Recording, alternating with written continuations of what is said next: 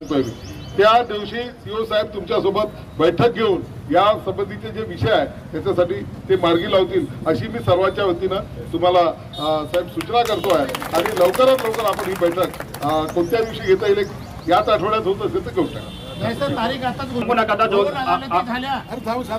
आता बोलत असेल तर तुम्ही ऐका ना। आता मान्य आमदार साहेब सांगितल्याप्रमाणे आपण बैठक घेऊ। मी अजून सांगतो, तुमच्या माहितीसाठी सांगतो, पण 2 वेळ या बैठकीसाठी आपण तारीख दिला होता।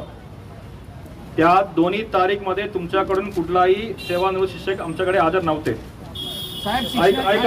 आधी ऐका हे बघा, आर्ग्युमेंट करायचं असेल मी इथून चाललं हे मला बिलकुल आवडत नाही।